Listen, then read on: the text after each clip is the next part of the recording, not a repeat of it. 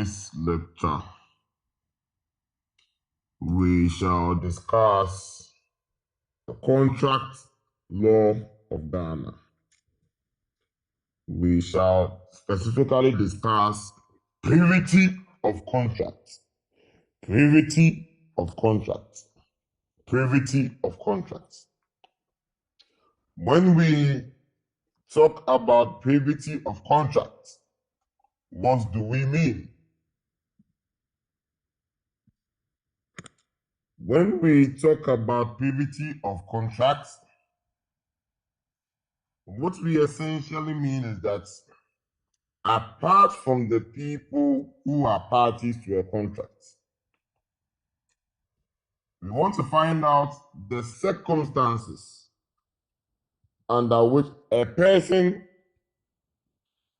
who is not a party to the contract, we want to find out the circumstances under which that person can bring an action to sue or can bring an action to enforce a contract to which he or she is not a party to.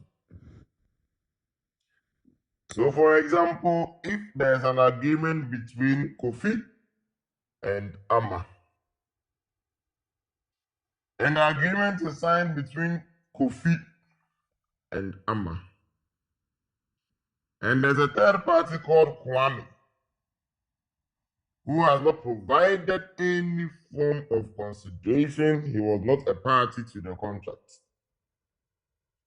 Can this Kwame, who is not a party to the contract, can he sue Kofi and Amma to claim any rights under the contract? In other words, a person who is not a party to a contract, has not given any consideration under the contract, can that person bring an action to enforce the contract that he is not a party to?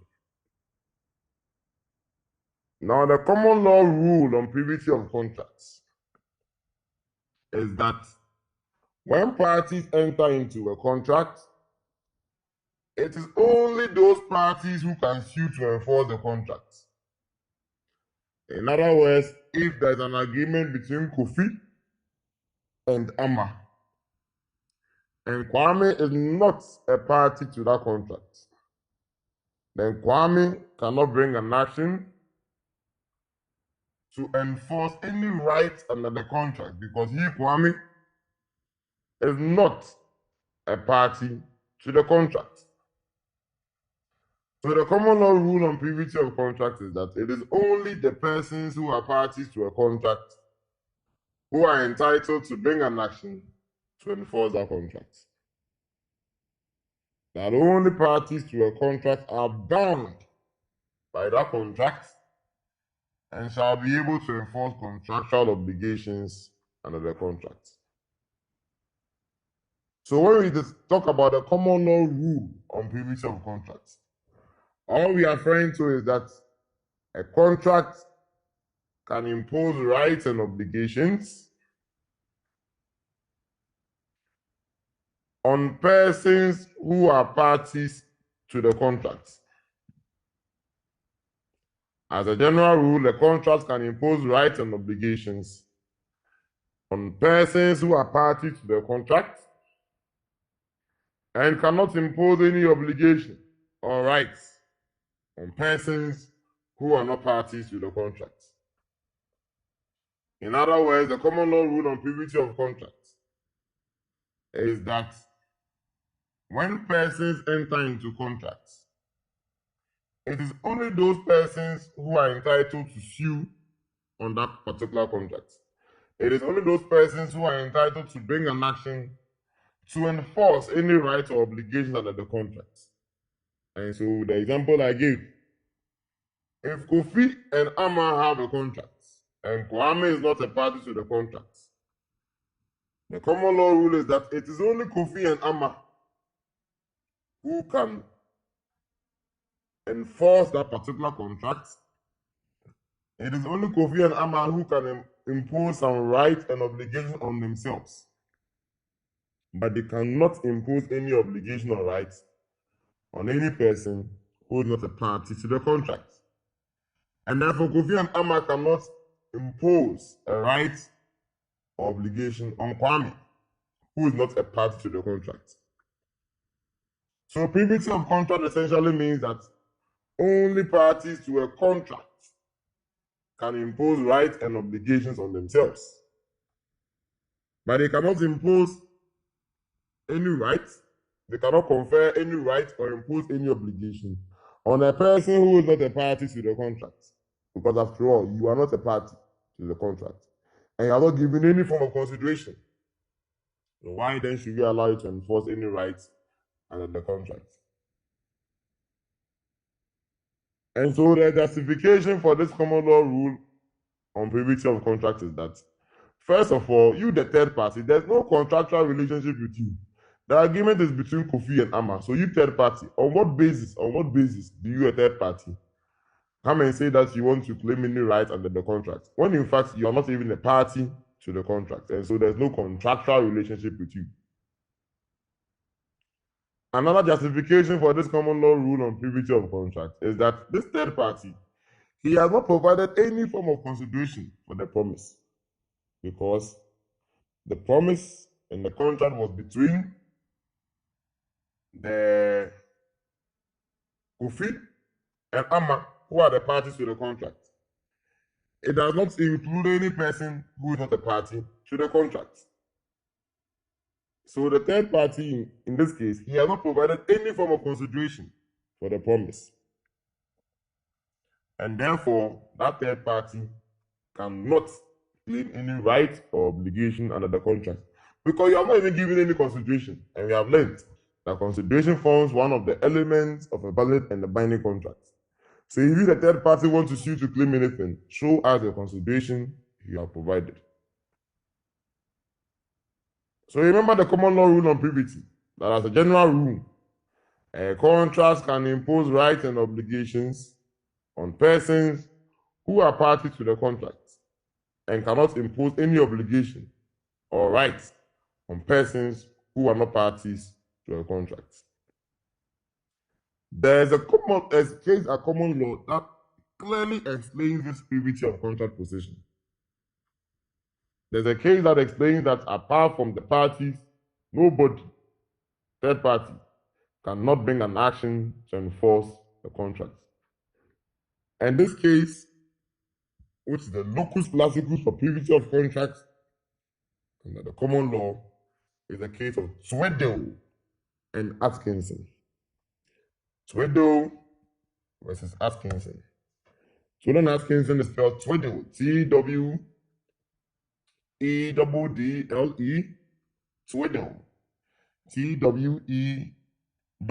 Tweddle, versus Atkinson. Atkinson is spelled Atkinson.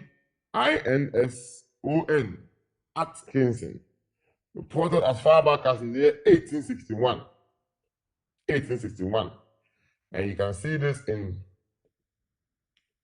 121 England reports at page 762.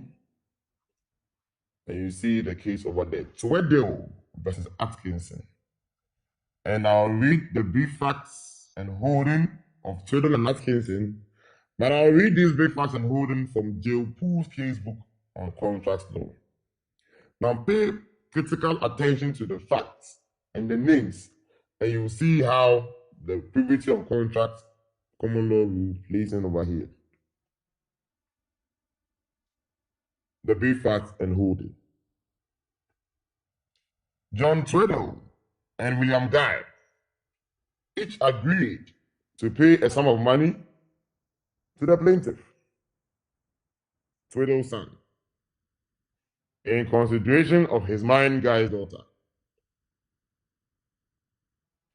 Guy failed to pay, and the plaintiff sought to enforce his promise against Guy's executor. Now let me explain what is happening so far. Who have entered into the agreement? The agreement are entered into between John Tweddle and William Guy. So John Tweddle and William Guy they are not the ones going to enter into the marriage. So more like the respective fathers-in-law. So the groom's father and the lady's father. So the agreement is between the fathers-in-law, John Twiddle and William Guy. Now, as far as the whole contract is concerned, the groom himself is not a party to the contract. But the agreement was entered into between John Twiddle and William Guy, who are the respective fathers-in-law. So John Twiddle and William Guy are the ones who agreed among themselves that they shall pay money to the plaintiff. That is the groom. If the groom goes ahead to marry one of the daughters. But you see, the agreement was between just John Twiddle and William Guy. But the groom himself wasn't a part of the agreement. So when William Guy failed to pay, then this plaintiff, who is the groom, he brought an action against them. That hey, I remember that you, my fathers-in-law, you agreed among yourselves that you pay me this amount of money. You have refused to pay me. So I've brought an action against the executor to pay me the money. What is more interesting about this fact is that William Guy has even died. Now the groom, with all the boldness, has sued William Guy's executor that they should pay him out of the estate of William Guy, because in William Guy's lifetime, William Guy agreed with John Twiddle that they shall pay the plaintiff an amount of money. But remember, the plaintiff himself, that is Twiddle's son, that is the groom, he was not a party to the agreement. The agreement was only between John Twiddle and William Guy. So the plaintiff has brought an action to enforce that particular contract. And what did the court say? The court held, and I'm reading from Jill Poole's casebook on contract law. The court held that a son could not enforce the promise despite the fact that the contract was for his benefit, since he had given no consideration for it. Since he had given no consideration for it. And let me quote the words of Compton J. Compton J in this same case of Twiddle versus Atkinson. These are the words of Compton J, and I quote, "Their consideration must move from the party entitled to sue upon the contract. It would be a monstrous proposition to say that a person was a party to the contract for the purpose of suing upon it for his own advantage, and not a party to it for the purpose of being sued. It is said that the father in the present case was agent for the son in making the contract. But that argument ought also to make the son liable upon it. Wiseman J also said as follows, and I quote, "It is now established that no stranger to the consideration can take advantage of a contract, although made for his benefit." It is now established that no stranger to the consideration can take advantage of a contract, although made for his benefit.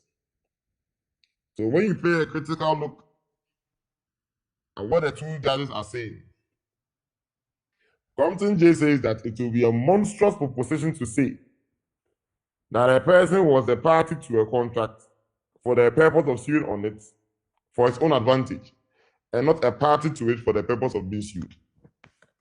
In other words, Compton is saying that it will be a monstrous proposition to say that somebody can only sue under a contract and say that as for him, the agreement confers a benefit on him, so he's suing to enforce that benefit. But he himself is not liable under the contract. He says it will be a monstrous proposition for that to be said.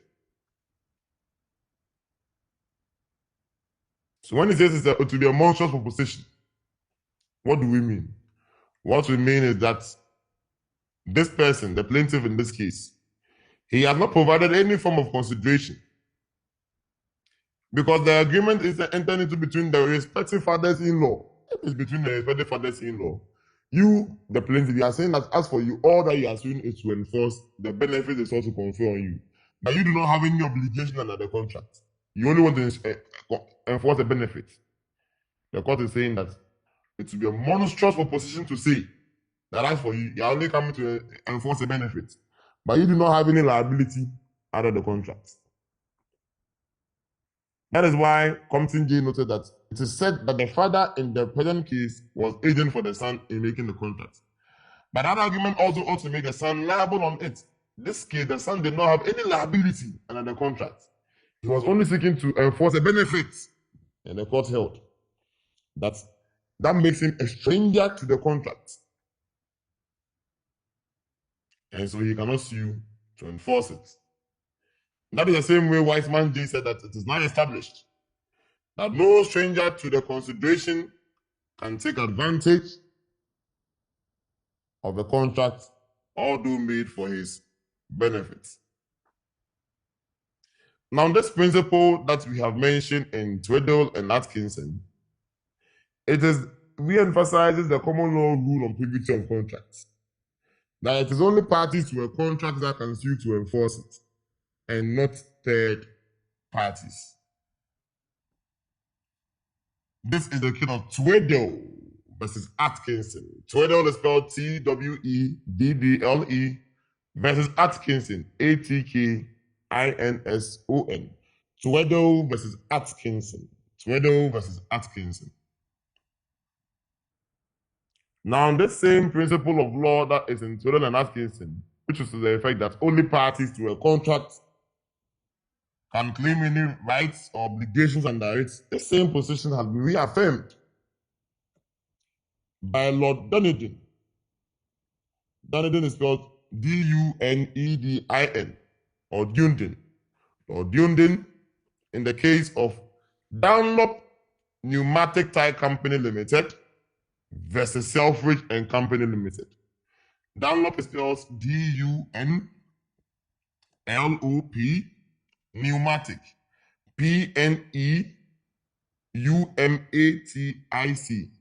pneumatic, pneumatic. So Dunlop Pneumatic Tire Company Limited versus Selfridge. Selfridge is spelled Selfridge, Selfridge and Company Limited. Reported in 1915, appeals cases at page 847.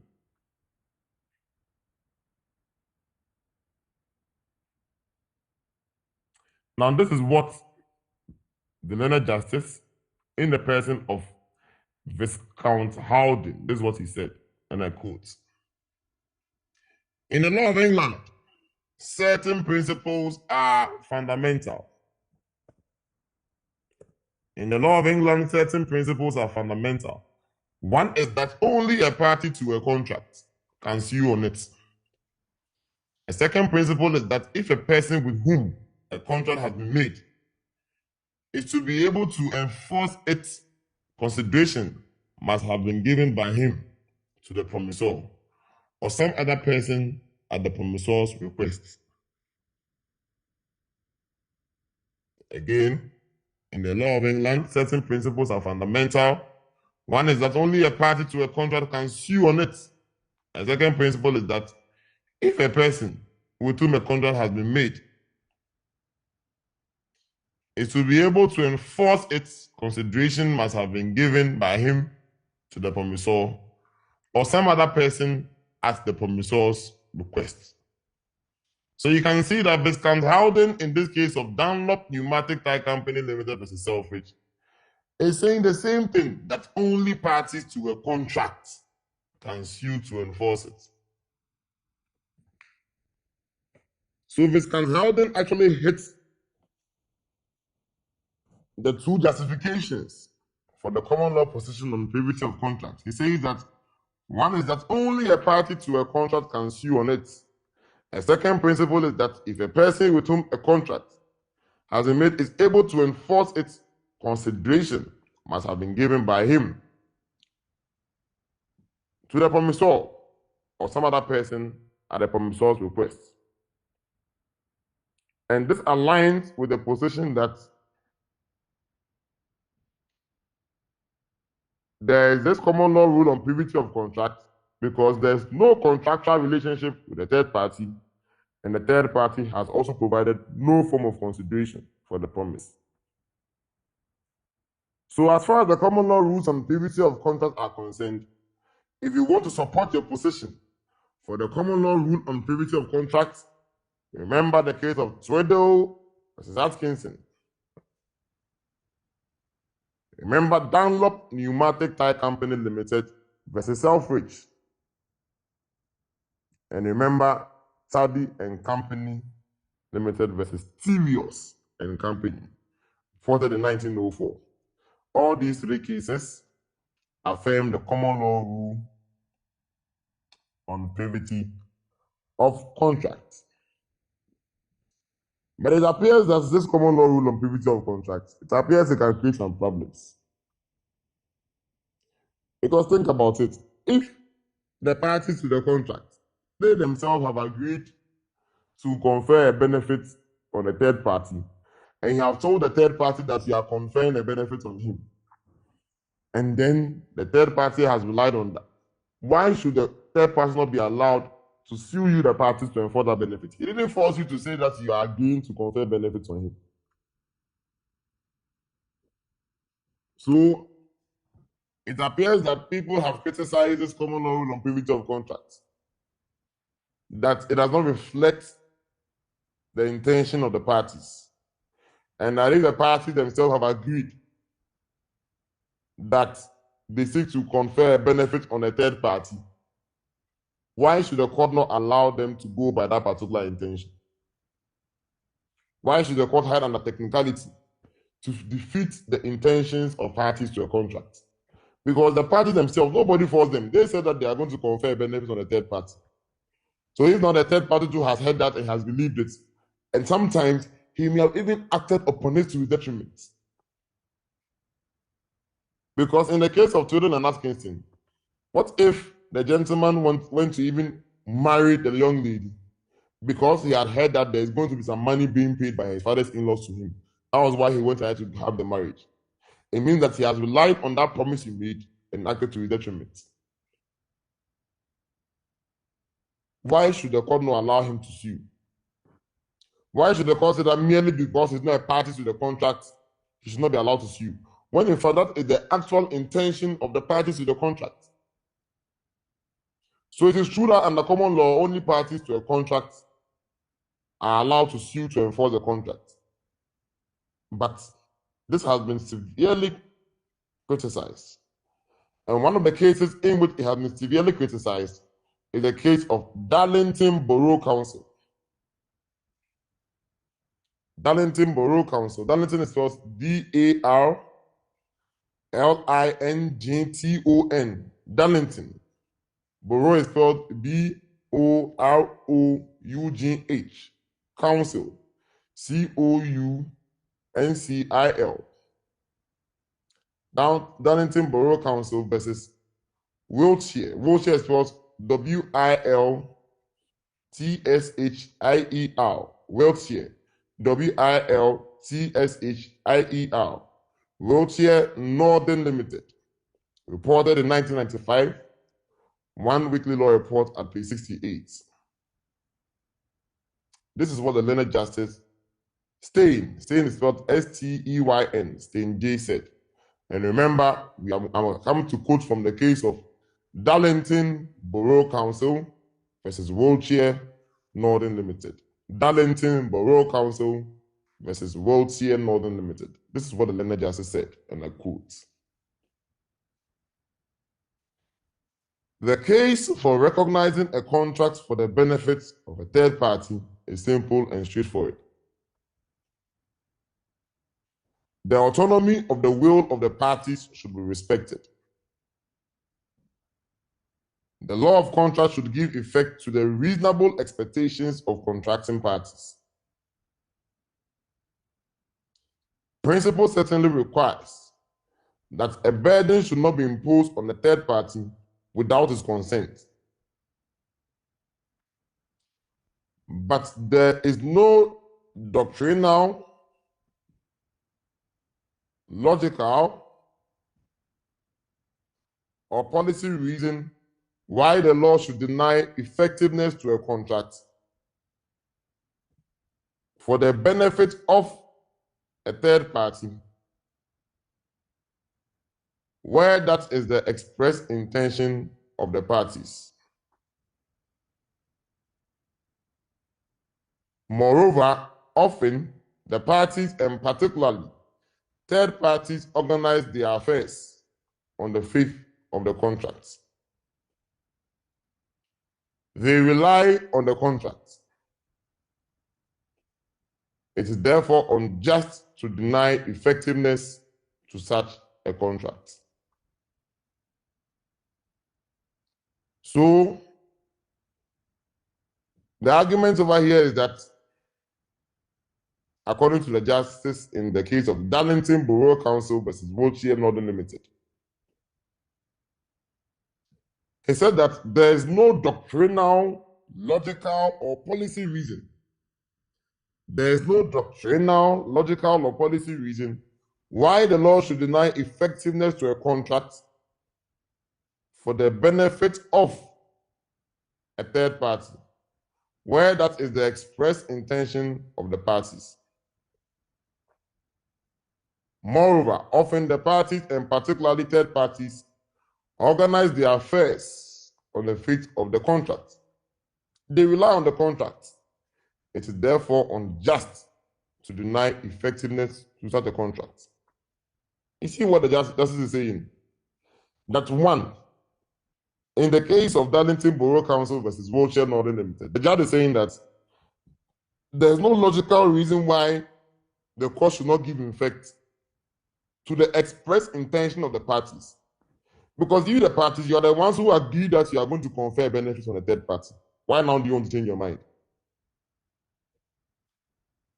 Again, the court is noting that sometimes when you agree to confer a benefit on a third party, the third party ends up relying on that particular contract. So if he relies on that contract and he organizes his affairs on the faith of the contract, like I was insinuating that could have happened in Sweden and Atkinson, I was insinuating that what if the plaintiff, he went to actually go ahead with the marriage because of the promise he heard the parents make? That's what they are saying. That moreover, often the parties, and particularly the third parties, they organize their affairs on the faith of the contract. They rely on the contract. So, for example, even though the agreement is between Kofi and Amma, because Kofi and Amma agreed to confer benefits on the third party, Kwame, after hearing that they've agreed to confer benefits on him, may end up organizing his affairs based on that promise. He may end up ordering for some goods because he knows that a promise has been made that every month they'll give him an amount of money. He may end up going to buy a car because now he knows that every month he can get money to fuel the car. So Stain J is saying that, moreover, often the parties, and particularly the third parties, organize their affairs on the faith of the contract. They rely on the contract. It is therefore unjust to deny effectiveness to such a contract. So the common law rule in Sweden and Atkinson is there. It is still there, but we are now seeing criticisms that are being leveled against common law rule on privity of contracts. And the first criticism we've seen is that which is in the case of Darlington Borough Council versus Wiltshire Northern Limited, reported in 1995, One Weekly Law Reports at page 68. It will interest you to note that the criticisms leveled against these common law rules have not only been emphasized under the common law or under cases in England, like you've seen in Darlington Borough. In Ghana, the learned Datiba GSC, he authored an article which was published in the University of Ghana Law Journal. Now, at the time he authored this article, it's as far back as 1971. So he wasn't a Supreme Court justice in 1971, but he later became a Supreme Court justice. So this article was published in the University of Ghana Law Journal, the 1971, volume 8, number 2 edition of the University of Ghana Law Journal at pages 76 to 97. And the title of the article is The Enforcement of Third-Party Contractual Rights in Ghana. If you get a chance to read this article, read it over and over again, because Dr. Brown JSC makes incisive expositions about third-party rights in Ghana. So the title of the article, the publication is The Enforcement of Third-Party Contractual Rights in Ghana. And this is what the learned justice said in the article, and I quote: "The advantages and disadvantages of doctrines such as that of privity of contract have to be continuously under evaluation, and where any disadvantage of the doctrine can be averted by appropriate modification of the doctrine, such a modification should be adopted. Indeed, in the area of the assignment of contractual rights, English law has already recognized the need for some modification of the doctrine of privity of contracts in the interest of commercial convenience." I'll quote the last portion once again. "Indeed, in the area of assignment of contractual rights, English law has already recognized the need for some modification of the doctrine of privity of contracts in the interest of commercial convenience." So Dr. Bahaz is also mentioning that even under English law, they have already recognized that there are some defects, there are some problems, there are some injustices that can result from this common law position on privity of contracts. And so, you remember that in the case of Darlington Borough Council versus Wiltshire Northern Limited, it's a case in England where we notice that the court noted that there is no doctrinal or logical basis why the court should not give effect to the expressed intention of the parties. So that's a case in England where indeed they themselves have even recognized that there's a need to make some modifications to this common law rule on privity of contract. And that thereby saying that even in England, they have realized that there's a need for a modification. And therefore, what is the position in Ghana? In Ghana, do we still apply the common law rules on privity of contract, or we have heeded to the calls to make reforms to the common law rules on privity of contracts? In Ghana, do we still apply the common law rule we saw in Sweden and Atkinson, or we have made any modifications to the principle? And the good news is that the Contract Act of 1960, Act 25, has made some modifications to the common law position on privity of contracts. In Ghana, the Contract Act of 1960, Act 25, has abolished the common law rule on privity of contracts, even though the abolition has been done subject to a few exceptions. So, I am now going to discuss the respective modifications that have been introduced by this Contract Act of 1960 Act 25. We are now going to discuss the modifications that have been introduced by Ghana's Contract Act of 1960 Act 25 and the common law rules on consideration. And so, as I've indicated, we shall look at all the modifications that have been introduced under Section 5, 6, and 10. Now, before I look at the modifications, I wish to rehash the facts and the holding in the case of Twiddle and Atkinson. Now, in Twiddle and Atkinson, remember that the agreement was between John Twiddle and William Guy, and they each agreed to pay an amount of money to Twiddle's son. And remember, Twiddle's son was not a party to the agreement, but the fathers-in-law agreed to confer a benefit on Twiddle's son. But Twiddle's son himself was not a party to the agreement, and the court held that the son could not sue to enforce that promise, even though the contract was for his benefit. Now, the emphasis over here, I want you to pay critical attention to, is the portion that says that despite the fact that the contract was to his benefit, and also that since he had given no consideration for it. So two things. Now, one, the son could not enforce it because even though the agreement was for his benefit, he wasn't a party to it.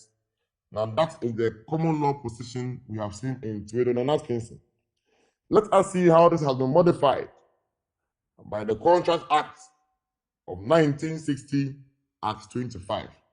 The first legislative change to be discussed is under Section 5 of that 25.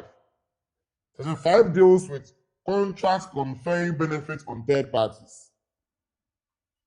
And this is the language of Section 5 of the Contract Act of 1960 at 25. This is what Section 5, subsection 1 says, and I quote, any provision in a contract which purports to confer a benefit on a person who is not a party to the contract, whether as a designated person or a member of a class of persons, may, subject to the provisions of this Act, be enforced or relied upon by that person as though he were a party to the contract. End of quote. Any provision in a contract which purports to confer a benefit on a person who is not a party to the contract. Any provision in a contract which purports to confer a benefit on a person who is not a party to the contract may be enforced or relied upon by that person as though he were a party to the contract. So what does this mean? What this means is that now in Ghana, if there's an agreement between Kofi and Amma, and Kofi and Amma agree to confer a benefit on Kwame or Salifu, even though Salifu is not a party to the contract, because the contract purports to confer a benefit on Salifu, Salifu can sue to enforce that particular benefit. It means that same fact of Twiddle and Atkinson, if today those facts arise in the Ghanaian court where the agreement was entered into between the fathers-in-law and they agreed to confer a benefit on Twiddle's son, the court will hold that because the agreement was to confer a benefit on a third party, that third party, that's the Twiddle's son, will be allowed to enforce that particular contract if those same facts come before the court in Ghana. Because as if I say that any provision in a contract which purports to confer a benefit on a person who is not a party to the contract, whether as a designated person or a member or as a member of a class of persons, may be enforced or relied upon by that person as though he were a party to the contract. So this is the first modification we have seen to the common law rules on privity of contract. That now in Ghana, if the contract confers a benefit on a third party, that person will still be allowed to sue to enforce that particular contract. That is Section 5, subsection 1 of the Contract Act of 1960 at 25. Now, this benefit that has been mentioned under Section 5, that the bar SK in his article, The Enforcement of Third-Party Contractual Rights in Ghana, 1971, which I've already referred to, has commented on how that benefit should be. He says, and I quote, "It is submitted that an intent to confer a benefit on a third party must mean either an intent to confer a benefit, to confer a gift on him, or an intent to discharge an obligation owed to him. Where neither of these two intents exist, there's probably no intent to confer a benefit." End of quote. So that the Bible is saying that the intent to confer a benefit, it must be an intent to confer either a gift or intent to discharge an obligation owed to him. Intent to confer a gift or to discharge an obligation owed to him. So the benefit in this case must be either a gift or it must be discharging an obligation. So that is what we have by way of an exposition of that benefit that has been referred to under section 5. That the bar is saying that that benefit must be either conferring a gift or discharging an obligation owed to him. Let me read the section 5 again. Any provision in the contract which seeks to confer a benefit on a person who is not a party may be enforced or relied upon by that person as though he were a party to the contract. Now, let us also look at the case of COA. COA is spelled KOAH versus Royal Exchange Assurance. COA is spelled KOAH versus Royal Exchange Assurance. Reported in 1976, One Ghana Law Report at page 158 by Archer J. as he then was. The decision was given by Archer J. as he then was. And this is what he said. That here in Ghana, the Contract Act has changed the law with a fanfare of trumpets and has made it clear that third parties, not parties to a contract, can sue. But if and only if and when the contract purports to confer a benefit on that third person. So I'm quoting once again from COA versus Royal Exchange Assurance. And pay critical attention to the dictum, because what the judge is saying is that he's reaffirming that in Ghana we have indeed modified the common law rules on privity. He says as follows, and I quote, that here in Ghana, the Contract Act has changed the law with a fanfare of trumpets and has made it clear that third parties, not parties to a contract, can sue. But if and only if and when the contract purports to confer a benefit on that third person. End of quote.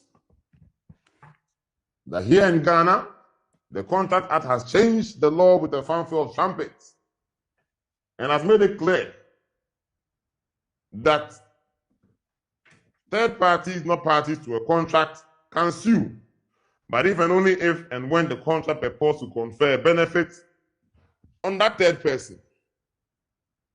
So that is what we have in the case of COA versus Royal Exchange Assurance, reported in 1976, One Ghana Law Reports at page 158.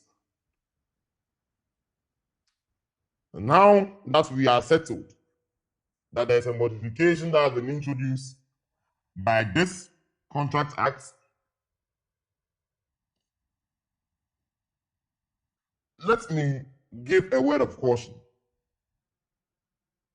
That section 5 says that the benefits must be conferred on a person. It says that with purpose to confer a benefit on a person who is not a party to the contract, whether as a designated person or a member or a class of persons. It means that the contract must contemplate a particular person either as a designated person or a member of a class of persons. So we must be clear in the contract as to who we are seeking to confer the benefits on. In other words, it's not just anybody that we can say that we are coming to sue as a third party to enforce rights under a contract that you are not a party to.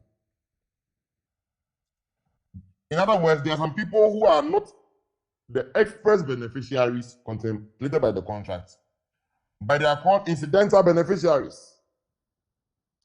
Those incidental beneficiaries, they cannot claim to sue under a contract that they are not parties to.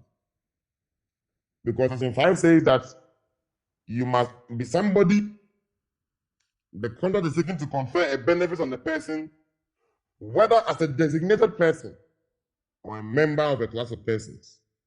So it's not just anybody at all that can claim to be suing. It must be somebody who is either the designated person or a member of a class of persons. They're the people who can sue. But if you are somebody that the law describes as an incidental beneficiary, please, you cannot claim under the exceptions in Section 5.1. And I'll also explain who the incidental beneficiaries are. So all I'm saying is that incidental beneficiaries are people or third parties who stand to just derive any benefits from the contract. But they are not the people who have been designated as the parties to benefit from the contract. They are incidental beneficiaries.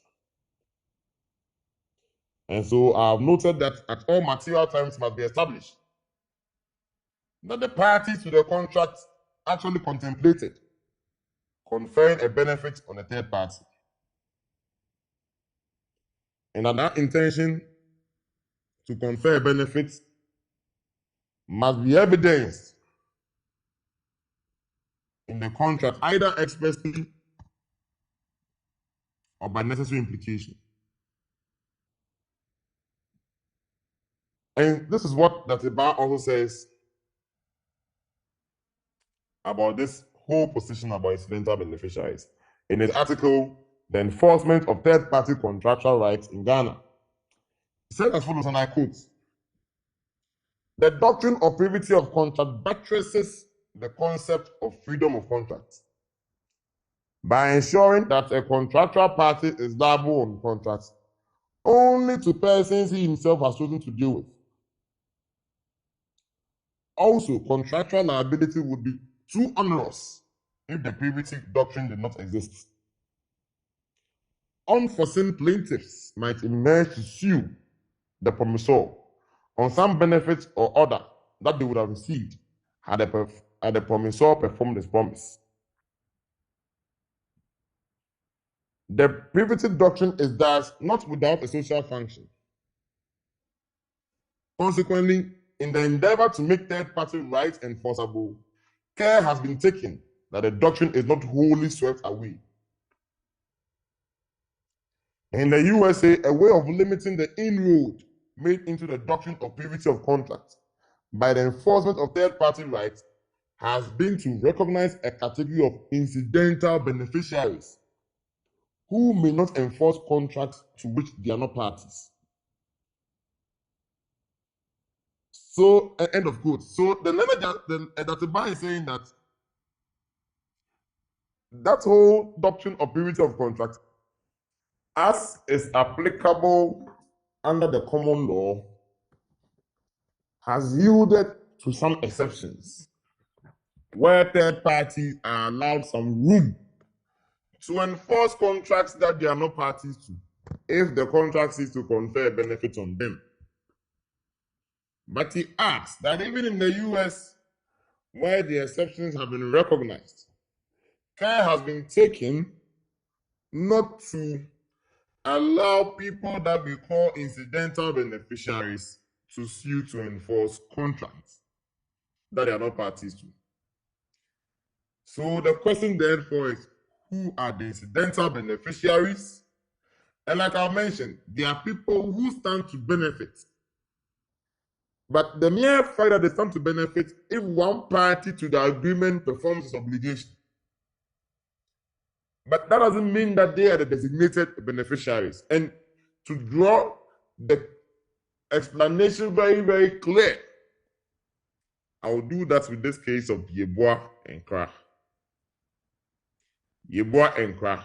This is what the court noted in the case of Yeboah and Kra. Yeboah is Y-E-B-O-A-H versus Kra, K-R-A-H, reported in 1968 Ghana Law Report at page 1137. And I quote, "This was a third party, but was a contract to indemnify the assured. The injured party's right to be because a contract of insurance of the kind under consideration was not a contract of insurance." Let me take it all over again. This was a third party, but was a contract to indemnify the assured. The injured party's right to be because a contract of insurance of the kind under consideration was not a contract for the benefit of compensated for his injury, was against the negligent person, and was wholly independent of the contract of insurance between the insured and the insurer. While the insurance company may liquidate the policy or any payment arising thereunder, the third party would be entitled to damages as against the insured if that third party had suffered an injury as a result of the negligence of the insured. And the court goes ahead to note as follows, and I quote, "A judgment against one identifiable person for the negligence in the use of a car could not be enforced against an insurer on an insurance policy insuring a totally different person with whom the judgment had no connection whatsoever against the risks arising out of the user of the car, of that same car." In the instant case, ownership of the vehicle was in the name of Yeboah, but the insurance was taken in the name of J. and Jean Sarkis. The policy itself was taken by one Mensah whose identity was not known to anyone. There was no evidence of any connection between him and Yeboah. The insurance company never knew that they were contracting with Yeboah. They were therefore entitled to repudiate the policy. Now let me explain what is happening over here. Now, generally speaking, there's an insurance company, and then there's somebody who has been assured. Now, the court is noting that, well, if the insurance company goes ahead, if there's an accident, and the insurance company goes ahead to perform their obligations to the assured, it is possible that if they perform their obligations to the assured, the one who has been injured can benefit from that, in that he may be indemnified against any loss or expense, maybe some money that he incurred, they may take care of that. But that contract is between the insurance company and the one who has been insured. And when the insurance company performs the obligations, it is likely that the third party will benefit. But that contract is strictly between the insurance company and the assured, the one who has taken the insurance policy. And so the insurance company can terminate that agreement they have with the one who has been assured. But with the third party, you still have a right to bring an action against the driver for his negligence. In other words, you, the third party, your right to sue the driver for his negligence is independent of the right that the driver also has with the insurance company. Because the insurance company is the insurer, and then there is the insured. Now, if the insurer performs its obligation to the insured, that is when maybe you, the third party, you may stand to benefit.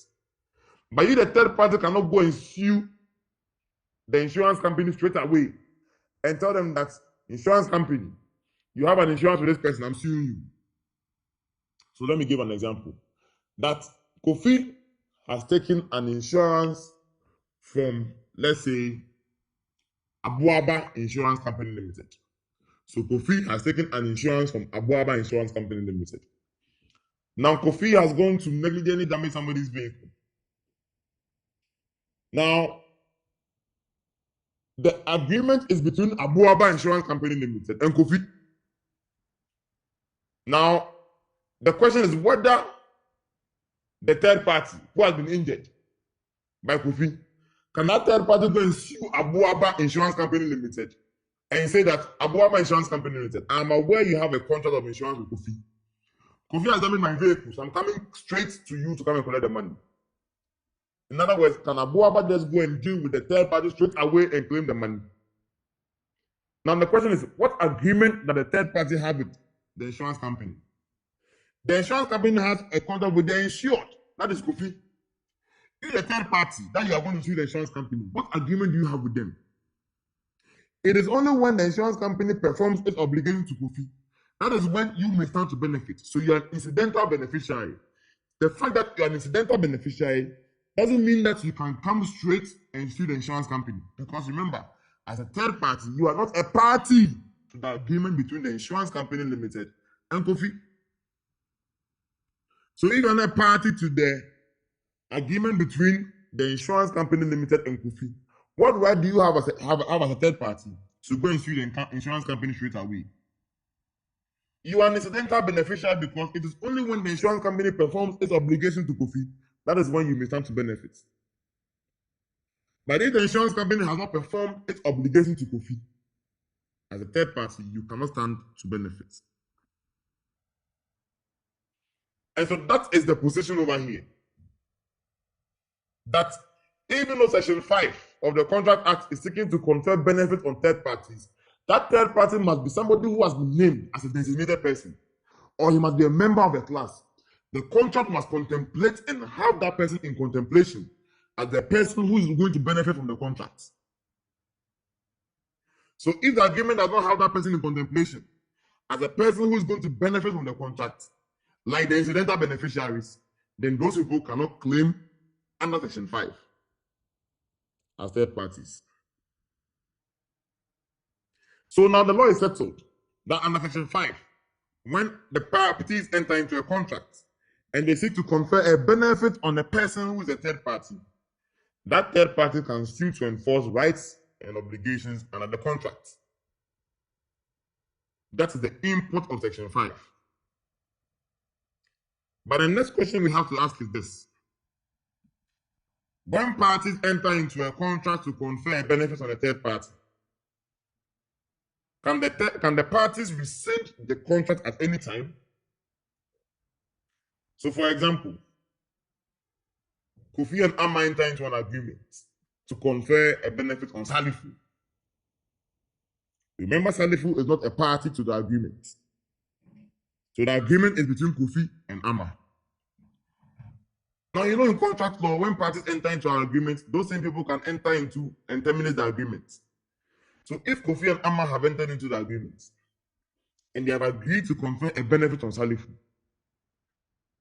can they, the parties, also decide to just terminate the agreement at any time that they so wish to?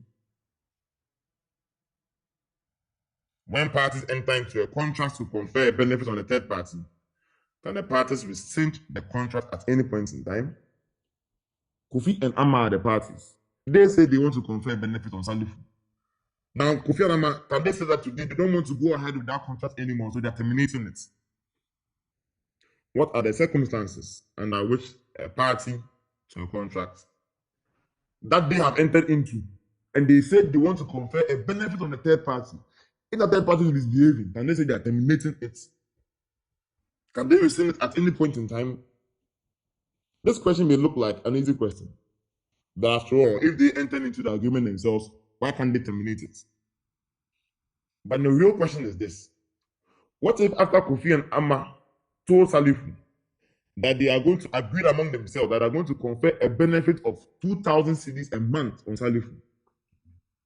What if after they told Salifu that Salifu was about to get a new job as a taxi driver, but he stopped and didn't take the job because of the promise that had been made by Kofi and Amma? What if Salifu acts to his detriment by relying on that promise? When you go back and you now terminate the contract, won't it be to his detriment? These are the questions. So the question is this: when parties enter into a contract to confer a benefit on a third party, can the parties rescind the contract at any point in time? The answer to this is in section 6 of the Contract Act of 1960, Act 25. And this is what it says. And I quote: where under the provisions of section 5 of this act, a person who is not a party to a contract is entitled to enforce or rely on a provision in the contract, no variation or rescission of the contract shall prejudice that person's right to enforce or rely on the provision if he has acted to his prejudice in reliance thereon, unless he consents to the variation or rescission. Again, no variation or rescission of the contract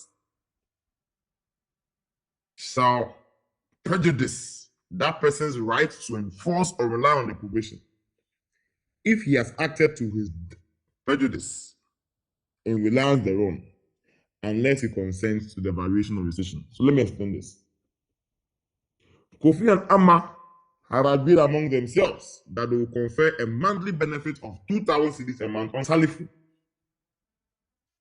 Now, if Salifu has relied on that promise to his prejudice by saying that he refused to take up an appointment or employment because he knows Kofi and Amma are going to pay him 2,000 cedis a month for the next 1 year, the fact that Kofi and Amma have varied the agreement, that variation or rescission, it will not affect Kofi's right to enforce that 2,000 cedis a month because he has already acted on it to his prejudice.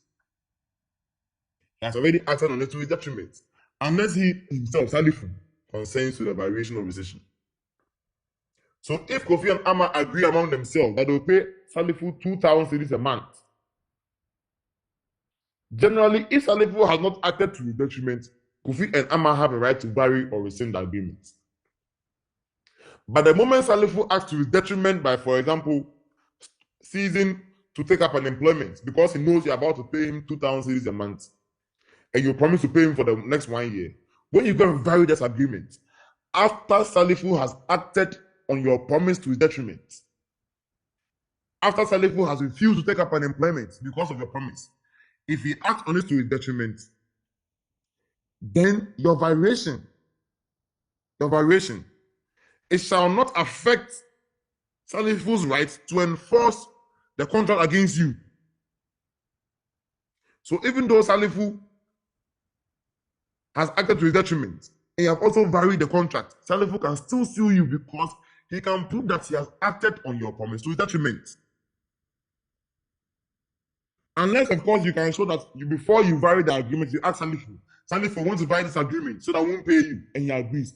If he agreed to it, fine. But if he didn't agree, then please, if you, Kofi and Amma, you agree to confer a benefit on a third person, Salifu, and Salifu acts to his prejudice, your variation or rescission of the contract will not affect the third party's rights to sue you to enforce it.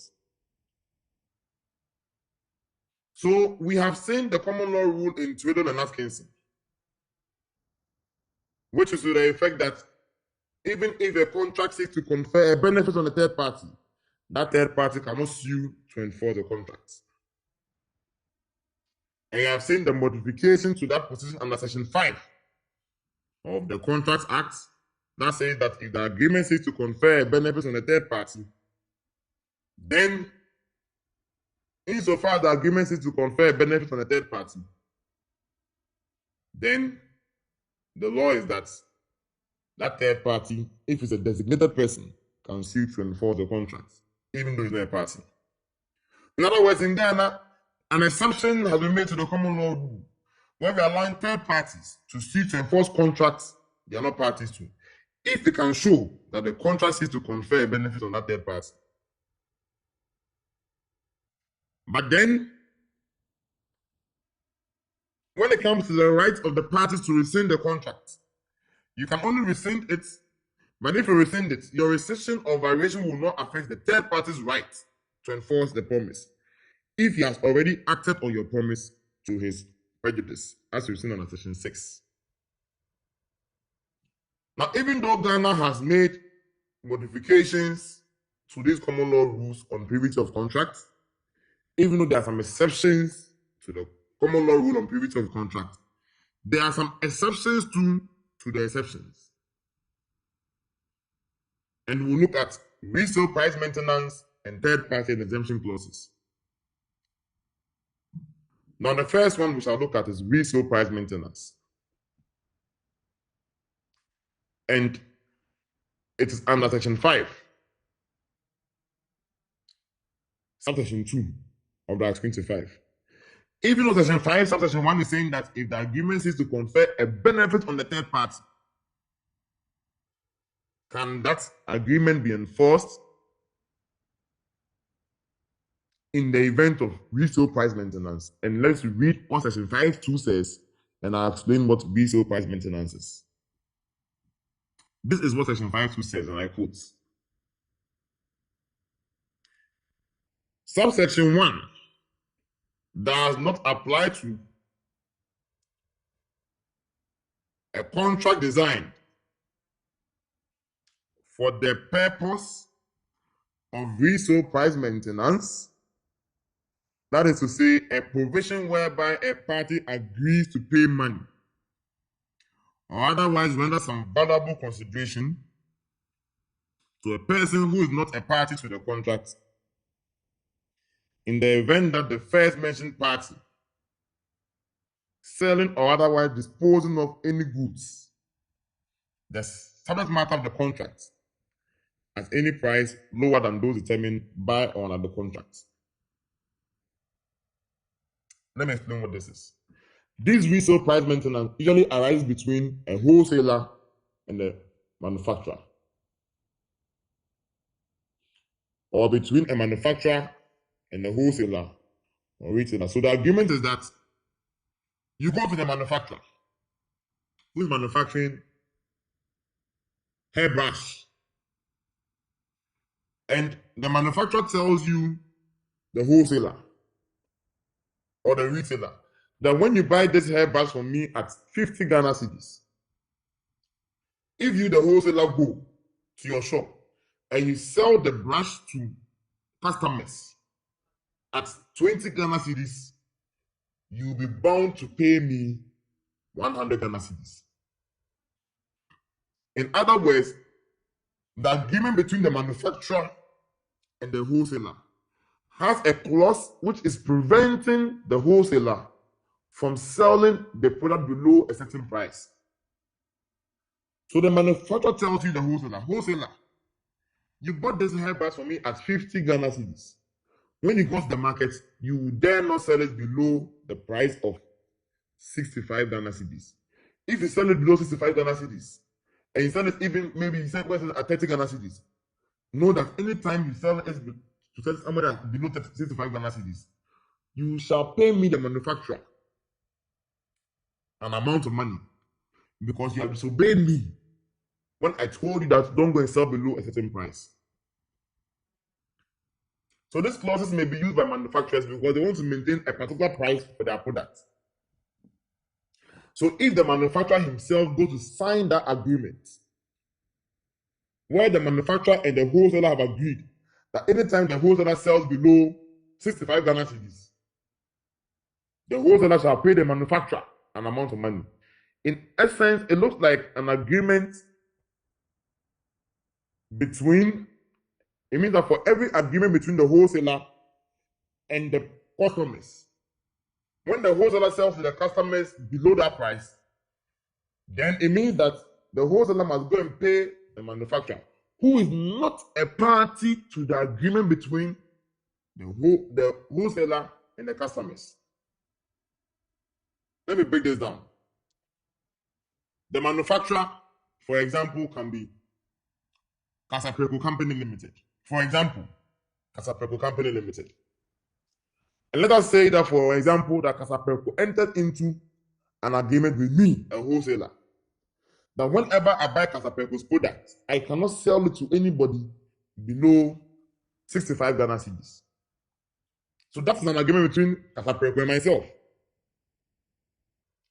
Now, between me, the wholesaler, and the customers, let's say the Minister of Interior comes to me and I sell to him 100 cartons, and I gave it to him because my friend for 20 Ghana cedis. It's my own money. I'm going to buy my own things, and I'm selling this at 20 Ghana cedis. Then now, Kasapreko comes to sue me to say that the agreement between me and the Minister of Interior, that agreement has a clause to the effect that anytime I sell to people below, that particular price, I have to come and pay the manufacturer an amount of money. Now think about it. This agreement between me and then the Minister of Interior, you the manufacturer, you're not a party to it. So sometimes manufacturers want to maintain a particular price for their products. And because they want to maintain a particular price, they will set a resale price maintenance clause. That will say that the wholesaler should not go and sell below a certain price. And if you go to sell below a certain price, then the manufacturer will have some rights against the wholesaler. So, in those instances, if we allow those agreements to stand, it is going to cause too much problem in the market. I come to buy my thing for me as a manufacturer. Why do you want to stop me from selling it below certain price to people? You've got your money already. Why don't you stop me? That is why Section 5.2 says that provision in Section 5.1, which says that if an agreement is to confer a benefit on a third party, that third party can sue to enforce it. That provision will not apply to a resale price maintenance clause. In other words, even though I have entered into the agreement with the manufacturer that if I end up selling below a particular price, I'll come and pay him an amount of money, he cannot come and sue me. Because remember, that agreement, the law says that even though that agreement, strictly speaking, seeks to confer a benefit on the manufacturer, he cannot come and rely on Section 5.1 to sue me for it. And let me mention that this prohibition on resale price maintenance clauses, the prohibition the Contract Act has placed on resale price maintenance clauses, that prohibition was even recognized even in England by Lord Denning in Bestwick and Bestwick, because it just doesn't make sense.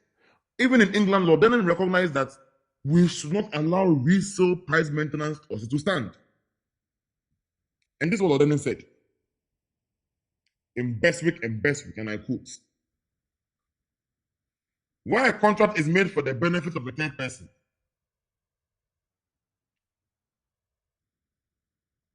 who has a legitimate interest to enforce it, it can be enforced by the third person in the name of the contracting party." It is different when a third person has no legitimate interest, as when he's seeking to enforce maintenance of prices to the public disadvantage, as in Dunlop Pneumatic Tire Company Limited versus Selfridge, or when he's seeking to rely not on any right given to him by the contract, but on an exemption clause seeking to exempt himself from his debt liability. He cannot set up an exemption clause in a contract to which he is not a party. Let me take the first part again. Where a contract is made for the benefit of a third person who has a legitimate interest to enforce it, it can be enforced by the third person in the name of the contracting party. This one is clear. That where an agreement is made for the benefit of a third person, like we saw under Section 5, if an agreement is made and you're seeking to confer a benefit on a third party, that third party can come and sue to enforce it. But it cannot be enforced by the third person. But it's different when a third person has no legitimate interest, as when he's seeking to enforce maintenance of prices to the public disadvantage.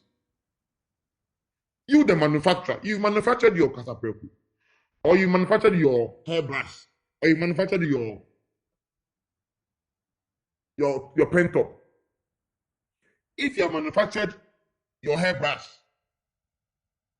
and then, for example, you manufactured your hairbrush, and then you have sold it to me at 50 Ghana cedis, and I've paid you the money for it.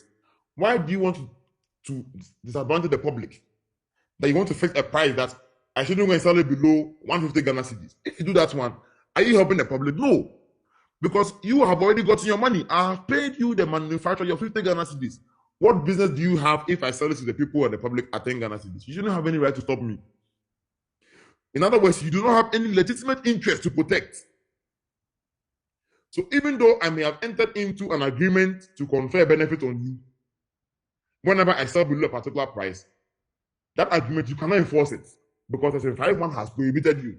Even in England, Lord Denning in Bestwick and Bestwick prohibited those resale price maintenance clauses because you want to cause inflation. Why do you want people to buy things at expensive prices? When we have already paid you the manufacturer your money, if you paid your money already, why are you stopping us from selling below particular prices? So Section 5(1) of our Contract Act prohibits resale price maintenance clauses. We do not want to have resale price maintenance clause in Ghana. So even if I'm going to enter into an agreement with you, a manufacturer, that whenever me, the wholesaler, I sell to customers below a particular price, I'll pay you. Please, you can't enforce that agreement because Section 5(2) prohibits it. So that is one exception to Section 5(1). So even though Section 5(1) is seeking to confer benefits on third parties, please, it shall not apply to resale price maintenance clauses. That's the first exception. Another exception to third parties' rights. Even though third party can have rights, there's another exception relating to clauses that have the effect of exempting third parties from liability. Remember, Section 5(1) says that when an agreement is seeking to confer a benefit on the third party, then that agreement, which is seeking to confer the benefit on the third party, that agreement can be enforced by the third party, so long as the parties to the contract sought to confer a benefit on the third party. You remember that's what Section 5 said. That so long as parties to an agreement have agreed to confer a benefit on the third party, then so long as they have agreed, then the third party can sue to enforce that agreement. You remember that? And remember I made reference to Dr. Barnes' article where he mentioned that when Section 5 talks about benefits, the benefits you are referring to must be a gift or discharging the person from an obligation. You remember that? Where we said that if Section 5 talks about benefits, it must be the fact that the agreement between the parties is seeking to confer some advantage on the third party. And that advantage can either be a gift or discharging that party from an obligation. Remember we dealt with that. This is what Dr. said. It is submitted that an intent to confer a benefit on a third party must mean either an intent to confer a gift on him or an intent to discharge an obligation owed to him. So, it must be a gift or discharging an obligation. What if, for example, I enter into an agreement with you that I'm selling goods to you today, and I shall send the goods to you by courier service. So the agreement is between you and I that I'm selling goods to you, and I insert a clause in the agreement that says that any courier service that I shall send that shall bring the goods to you, if they are negligent and they damage the goods, by this agreement, I'm exempting the courier service from liability. Remember, the agreement is just between you and I. Let's say the agreement is between Kofi and Amma. So Kofi and Amma have entered into an agreement where Kofi is selling goods to Amma.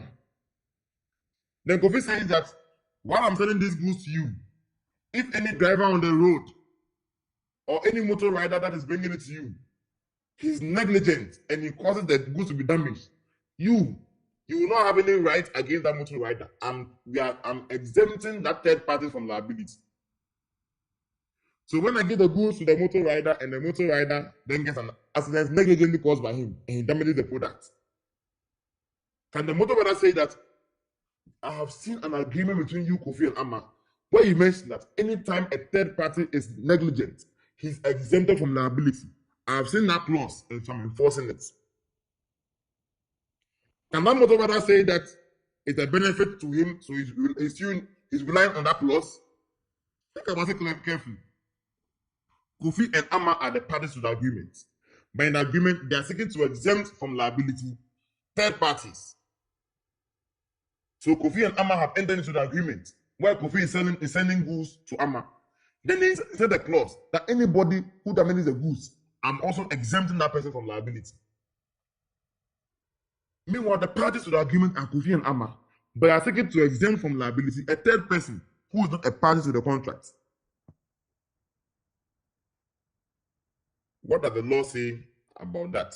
The answer to that is in section 5(2)(b) of the Contract Act of 1960 at 25, which says that subsection 1 does not apply to a provision in the contract purporting to exclude or restrict a liability of a person who is not a party to the contract. Subsection 1 does not apply to a provision in the contract purporting to exclude or restrict a liability of a person who is not a party to the contract. That is why Dr. Baum wonders that the benefit you are referring to must be a gift to the person or discharging him from an obligation, but it cannot be you restricting or excluding the liability of a third party. So even though we are saying section 5(1) says that you can confer benefit on third parties, and if you confer a benefit on a third party, you can sue to enforce the contract. Please, we are not allowing you to be excluding the liability of a third party who is not a party to the contract.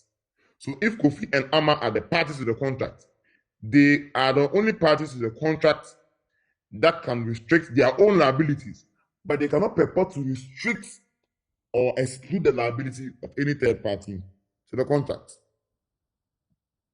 So the implication is that if you are not a party to a contract, you cannot rely on an exemption clause in that contract.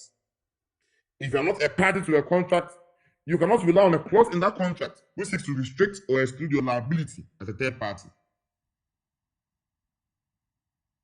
And the Contract Act even gives an illustration. And this is the illustration in the memorandum of the Contract Act. The memorandum that accompanied the Contract Act of 1960, this is how it puts this illustration. And I quote, A sends goods by sea to England. The contract of sea carriage provides that the ship owner and his servants and agents are not to be liable for damages to the goods except in certain circumstances. The contract of sea carriage provides that the ship owner and the servants and agents are not to be liable for damages to the goods except in certain circumstances. Any servant or agent of the ship owner who negligently damages the goods cannot protect himself from liability in tort by relying on this clause as common law. Because think about it, the contract is between parties. Now, you are saying that when you are entering into the contract, you are saying that all your agents are not to be liable for any damage to the goods that they may cause. Now, your agents, are they parties to the contract? No. So if they're not parties to the contract, how then do you seek to exclude or restrict their liability under the contract? So that's why you are told that any servant or agent of the ship owner who negligently damages the goods cannot protect himself from liability in tort. And so we are saying that section 5, which is to confer benefit on third parties, it prevents you from excluding the liability of third parties, of persons who are not parties to the contract. So all I said so far is that The common law rule in Jordan and Atkinson says that when an agreement is to confer, that generally contracts can impose rights and obligations on only persons who are parties to the contract. That's the common law rule. That the contract can only impose liabilities on persons who are parties to the contract. That's the common law rule. And we've seen how it has been modified by section 5.1. That says that if the agreement is to confer a benefit on a third party, that third party can sue to enforce the contract. That's the modification of the common law rule. And we have been warned that the benefit over here does not apply to incidental beneficiaries. And it also doesn't apply to people who we can say that we are seeking to exclude their liability under the contract. So if you have a contract which seeks to exclude the liability of a third party, then that one, the law will not allow you to exclude the liability of such third party. Now, after we've seen section 5.1 and its ramifications, what are the other exceptions to the common law rule on privity of contracts? The next exception is under section 10 of the Contract Act, which says that,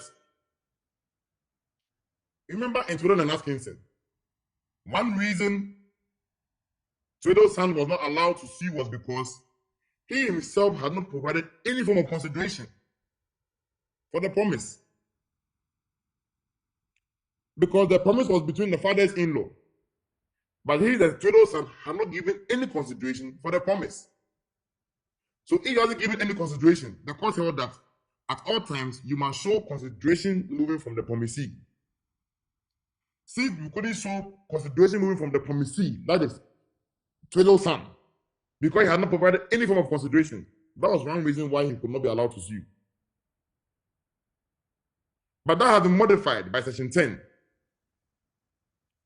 which says that a promise is not invalid as a contract by reason only that the consideration for the promisee, the consideration for the promise is applied by a person other than the promisee. A promise is not invalid as a contract by reason only that the consideration for the promise is applied by a person other than the promisee. So when you say a promisee in this case, who is the promisee?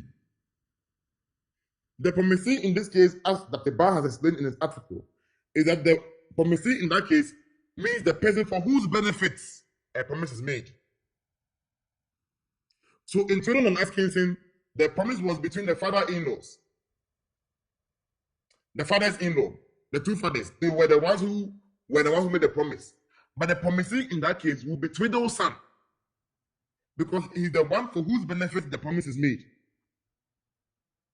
And under the common law, the court noted that that promisee, Tweedle's son, had not supplied any consideration, so he could not sue to enforce the contract. So under the common law, we are told that the consideration must move from the promisee. And remember, the promisee in that case is the person for whose benefit the promise is made.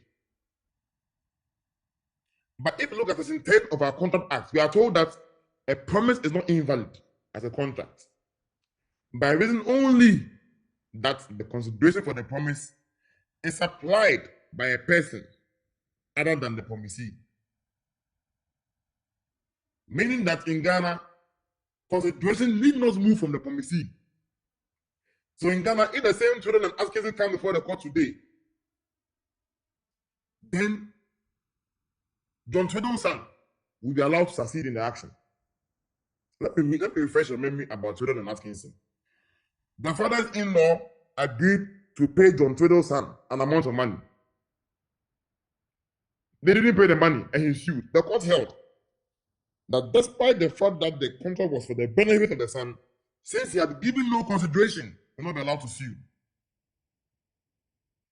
He will not be allowed to enforce the contract. So the court noted that the consideration must move from the promisee. That is the person for whose benefit the promise was made. But that has been changed by section 10 of our Contract Act. That now consideration did not move from the promisee. So the common law rule remains that only parties to a contract can sue to enforce the contract. And that common law rule is in the case of Twiddle and Atkinson. And we have modified that under section 5 and section 10 to simplify everything. All we have said in this lecture is that the common law is that only parties to a contract can sue to enforce the contract. But there are some exceptions that have been made to that under Ghanaian law. And one exception is under section 5.1.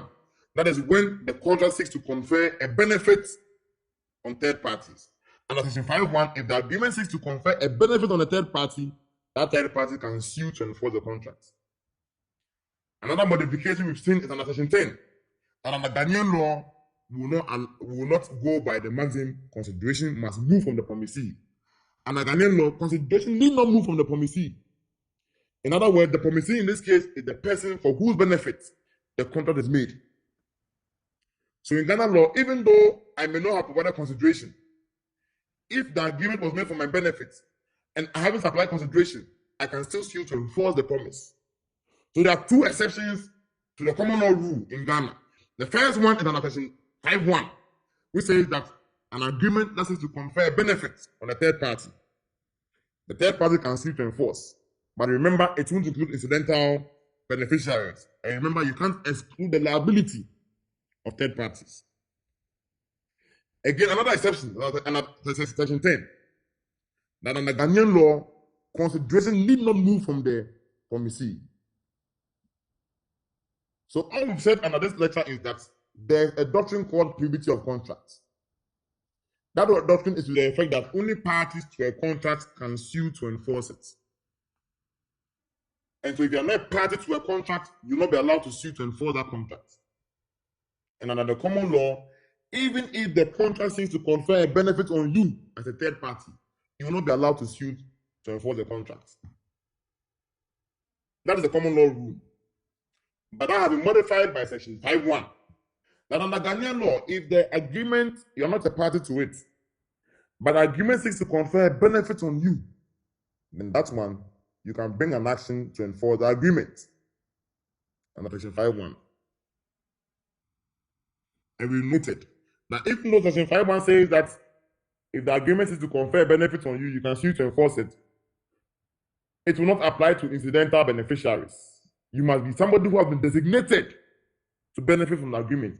You must be within the contemplation of the parties as the person who is going to benefit. But you cannot be an incidental beneficiary and claim under section 5.1. In the same way, section 5.1 does not extend to resale price maintenance clauses. And section 5.1 does not extend to agreement which seeks to exclude or restrict the liability of third parties. That is the first exception. Second exception to the common law rules on privity is that under the common law, we realize that consideration must move from the promisee. There must be some consideration flowing from the person for whose benefit the promise is being made. But that has been changed under section 10, where we are told that even though the promisee may not have supplied consideration, he may still be able to enforce the contract. This brings us to the end of our discussion on privity of contracts. We have discussed the common law rule on privity and discussed the exceptions. This is where we shall draw the curtains. Thank you.